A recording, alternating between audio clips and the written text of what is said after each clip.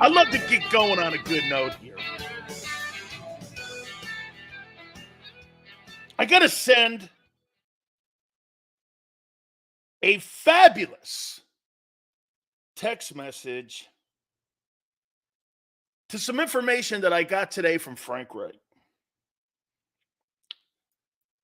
He's in the he's in the Hamptons right now, you see. All courtesy of David Tepper. Oh, and by the way, how you doing, Big Sills? That's right, man. What a week. The comedy tour was awesome this week. Thank you very much, Philadelphia Eagles. That ass clown Sirianni gave me a ton of content. Wow. And the people that have been supporting him, this has been glorious. You know, I actually hear people saying that Nick Clowney is the best coach in the NFC East. Then why did they fire his entire staff and have him on the hot seat if he's the best coach in the NFC East? None of it makes sense. Hey, listen, if you want to get into the building and you want to be cozy and cuddle up with the Eagles, that's the way to do it. Nick's my guy. Holy cow. Nobody is the best when their ass is on the line and they're going to get fired and they're on the hot seat and they're the number one guy who's going to be fired next year.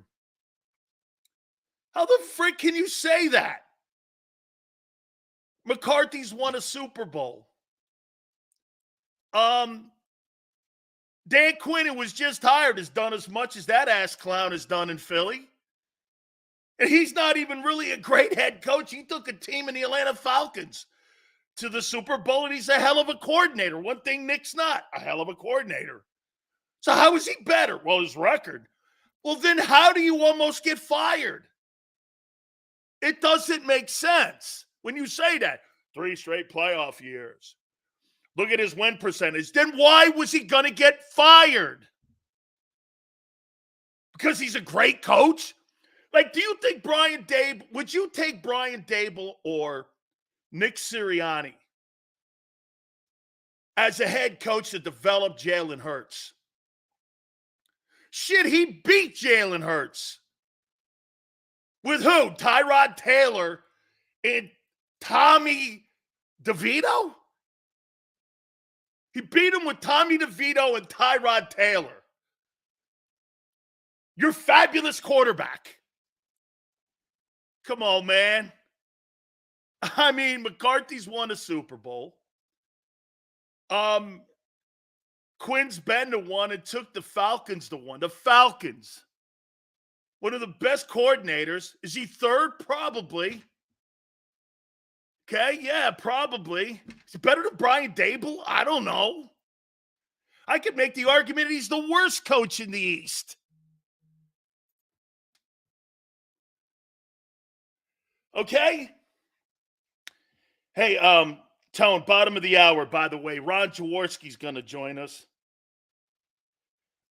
If you can reach out to him, send me the contact numbers. We're sending you the link. So I'm gonna tell him we're sending the link. We are sending, and I know you did already, Tone. So yeah. I mean, come on, man. Yep, we should have the email link now. Okay, good. Ron Jaworski will join us at the bottom of the hour. We will have Tone at 3:30, Merrill Reese at 4:30.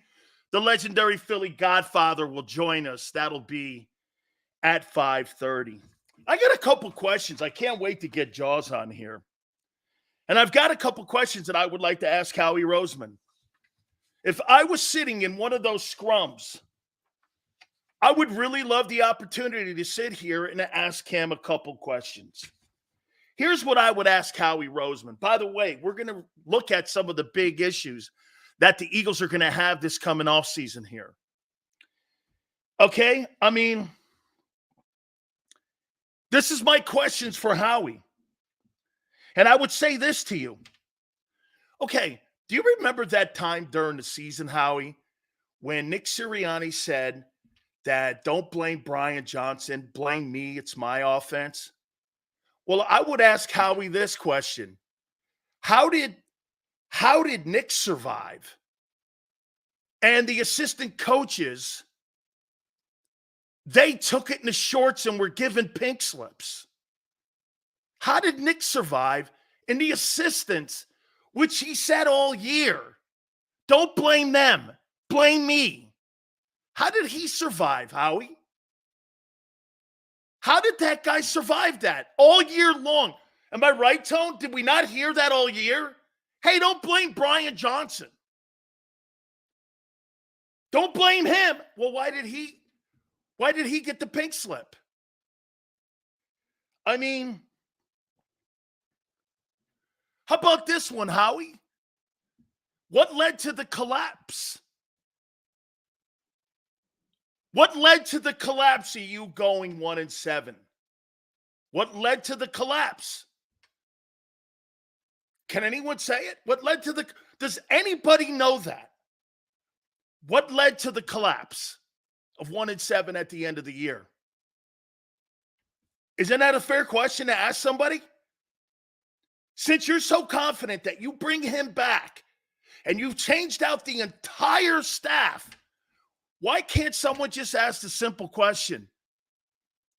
What led to the collapse? Has anyone answered that at the NovaCare Center? What led to the collapse? Has anyone asked that question?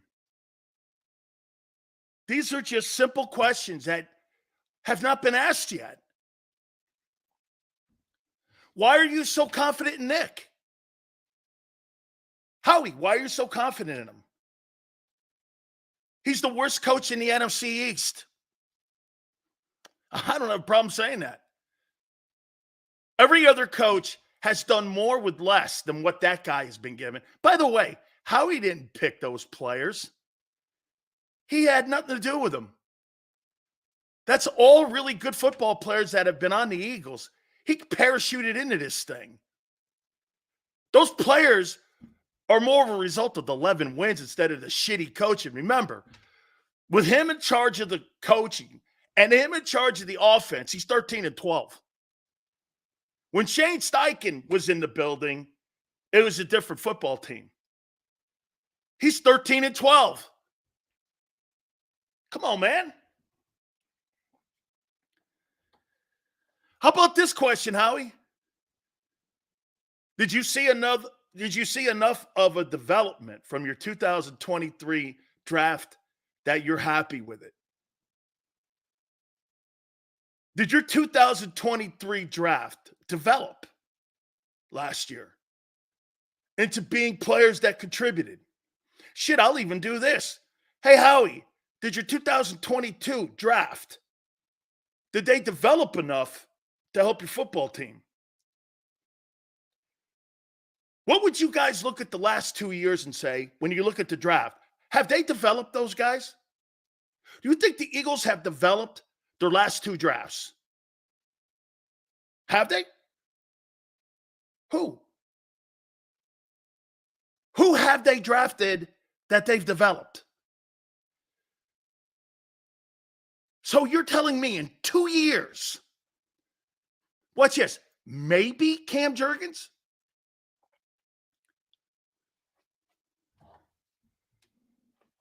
Maybe Cam?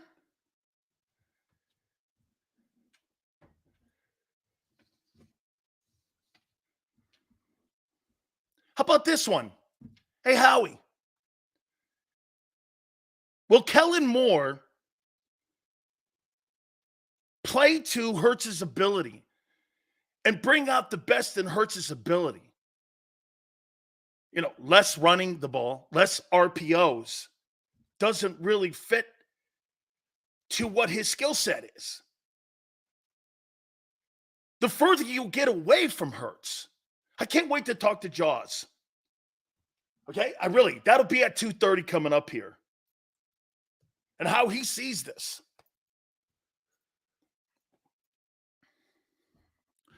Hey, Howie, what's your blame? Does he have any blame in this? I haven't heard him say anything. What's his blame? Will Moore maximize Hurts' ability? What led to the collapse? Why are you so confident in Nick? I think that question may have been asked. Did your 2023 draft picks develop? I mean, all but one of those questions haven't been broached by the Philly media. Why?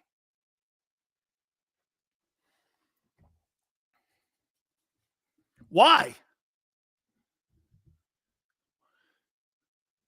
Why haven't you asked any of these questions? And really, the most important question on this list here is what led to the collapse. How can a team that was 10-1 fall apart like that so dramatically? It was like a midair crash. Flying along, things are going well, the plane just blows up. It just blew to smithereens. I mean,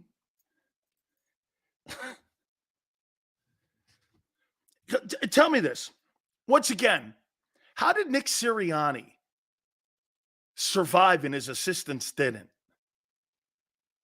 How did he survive? Why did he survive? When he said it wasn't their fault all year. I'm kind of confused on that. They blame the other people when the guy all year long told us it wasn't Brian Johnson's fault. What happened to the team? He could say whatever you want, man. Totally at the end of the day here, they were looking for scapegoats. They were going to do whatever they wanted to do in the offseason anyway. And now you know what you got? You know what you have? You have people being talked into this coaching staff, into these coaching moves, and that you're okay with them. Won't matter. Won't matter. I don't give a shit if you hire Bill Belichick to coach your defense. You don't have enough good players, and I'm not confident you're going to pick them up in the draft. The only way they're going to actually continue what they do is by going into free agency, and you really don't have the money there. You really don't have the dog. You really don't have the money there.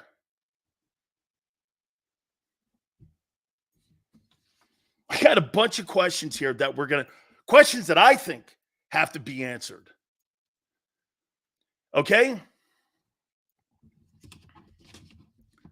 They said they wanted to keep some familiarity of the team the last 3 years and the success they have had instead of a complete redo. It is a complete redo.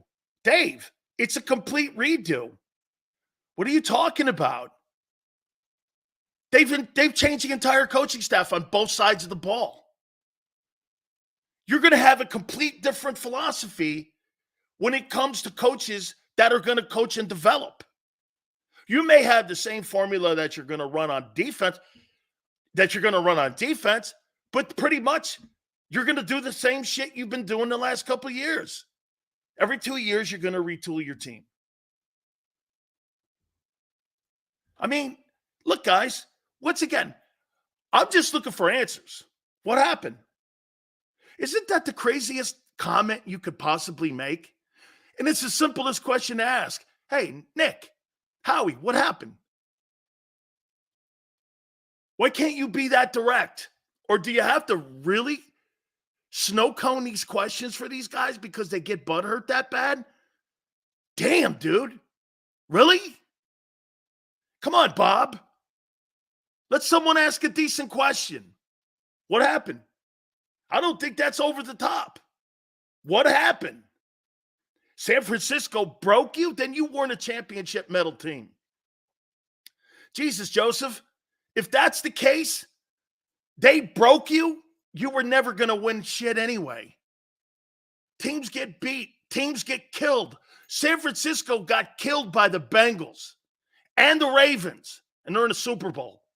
Teams get killed.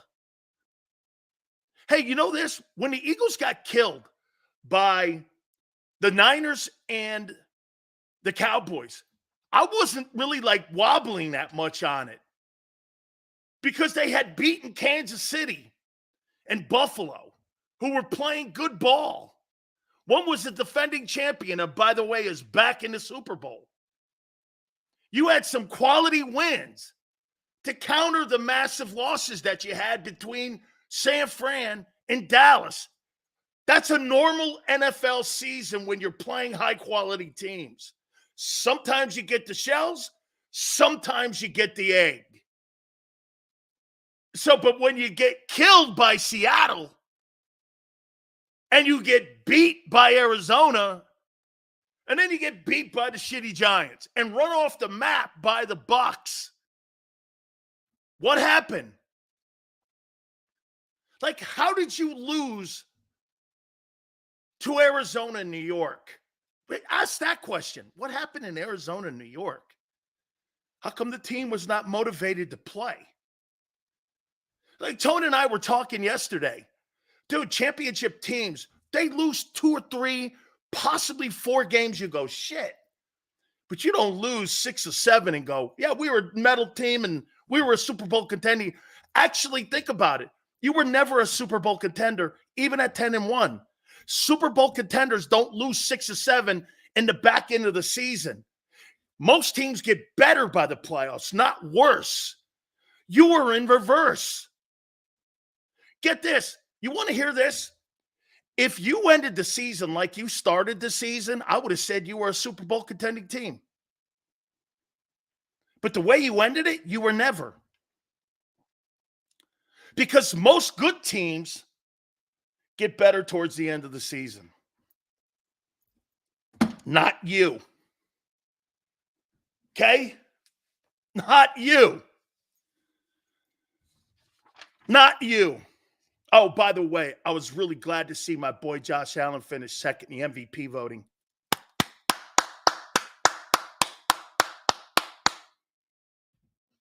Took a team with one guy on it. Finished second in the MVP voting this year. Good job, Josh. Good job, Josh. And by the way, with the NFL honors, I voted him number 2 also. So that was cool. Love to see that. Congratulations to you. Absolutely.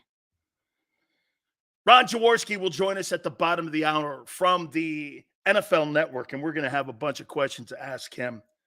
And again, these are going to be questions that I'm going to throw off at you later on after Jaws is off with us. But, I mean, plus we're going to take a look at some of the college talent that we're going to look at. And by the way, we're going to do the entire draft, not just the first round. The 22nd pick, the second round, the 50th, the 55th pick, the third round pick, the 4 5s, and the 6th. And we're going to go all the way down the list. Okay? Go all the way down the list on some of the players that they could take. We took the top 250 guys. Okay? We took the top 250 guys that you could possibly draft in the upcoming NFL draft. You know, I would even make a comment. And the questions that I'll have for Jaws are going to be, like I said, the questions that we're going to ask you here in a minute here. I mean, but some of those questions that I would like to just have a question for Howie. And you know what? I may even start the interview off with Jaws and say, what happened? What caused the collapse? What caused it?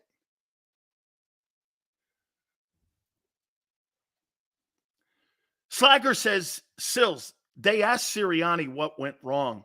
He gave some bullshit about stale and how we all had a hand in it. Hey, did you see what Jason Kelce said on his podcast about the Eagle offense? Have you seen it? Have you heard it? Tone, have you heard it too?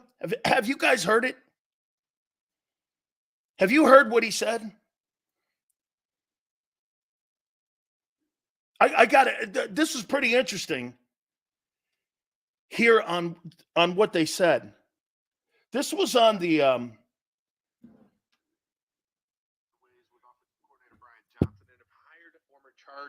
and Cowboys offensive coordinator, and the ways with offensive coordinator Brian Johnson and have hired former Chargers and Cowboys offensive coordinator and the Boise State stud Kellen Moore. Have you met Kellen? I had not. Me neither. Played against him a lot, obviously, when he was in Dallas. I was surprised, actually, when he got fired the 1 year in Dallas. It felt like their offense Was pretty good. even just like 2 years before that, he's being touted as head coaching candidate, one of the top ones up there. He's been one of the brightest minds for young offensive coaches for some time now. There was a lot of people, and I think looking back ourselves, that realized that we could have potentially been a little bit more creative, I guess, offensively. And I think Kellen will bring a lot of that. He did it in Dallas.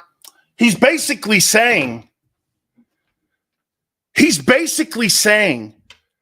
that the Eagles were stale offensively. That's coming from a guy who's been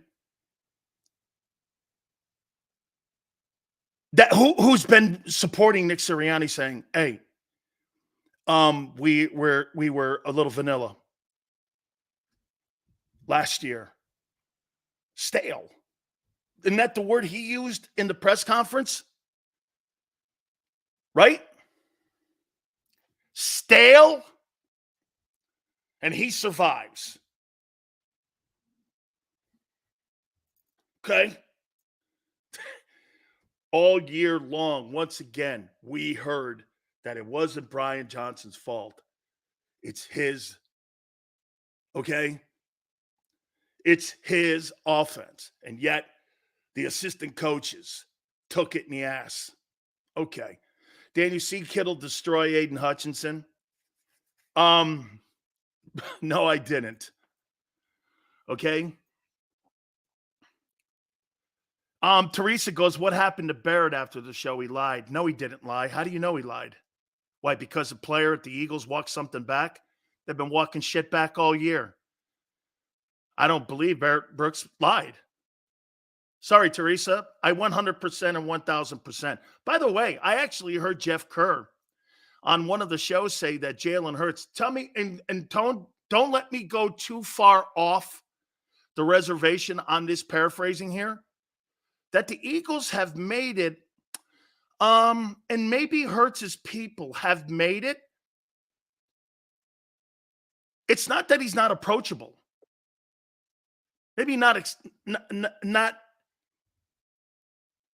He's not open when it comes to being and having a lot of people around him any longer.